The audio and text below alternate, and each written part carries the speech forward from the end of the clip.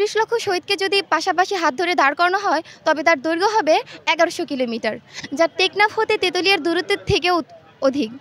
বিজয় খুব ছোট একটা শব্দ, কিন্তু এই শব্দের মর্ম বুঝতে হলে আপনাদেরকে ইতিহাস জানতে হবে। খুব সংক্ষেপে যদি বলি, ৩০ লক্ষ শহীদের রক্ত, ২ লক্ষ মা বোনের সংগ্রাম এবং অনেক ত্যাগ তিতিক্ষার বিনিময়ে অর্জিত আমাদের আজকের এই বাংলাদেশ। ৩০ লক্ষ শহীদকে যদি একের ওপর এক শোয়ানো হয় তবে তার উচ্চতা হবে ৭২০ কিলোমিটার, যা মাউন্ট এভারেস্টের ৮০ গুণ। ৩০ লক্ষ শহীদকে যদি পাশাপাশি হাত ধরে দাঁড় করানো হয় তবে তার দৈর্ঘ্য হবে ১১০০ কিলোমিটার, যা টেকনাফ হতে তেঁতুলিয়ার দূরত্বের থেকেও অধিক।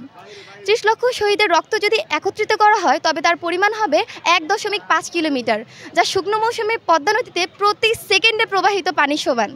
তারপরেও হয়তো আমরা উপলব্ধি করতে পারবো না কতটা মূল্য দিয়ে অর্জিত হয়েছিল আমাদের আজকের এই বিজয়।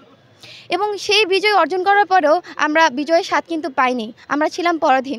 আমাদের দেশে ছিল না কোনো গণতন্ত্র, কোনো স্বচ্ছতা, ছিল দুর্নীতি। নানাভাবে আমরা শোষণ এবং শাসনের শিকার হয়েছি। এবং নতুন করে ২০২৪ সালে আমরা যখন বিজয় অর্জন করলাম, একজন শিক্ষার্থী হিসেবে এবং বাংলাদেশের নাগরিক হিসেবে আমার প্রত্যাশা থাকবে যে নাগরিকের প্রতি রাষ্ট্রের যে দায়িত্ব এবং কর্তব্য সবাই মেনে চলবে এবং সোনার বাংলা গড়নে সবাই অংশ নিব।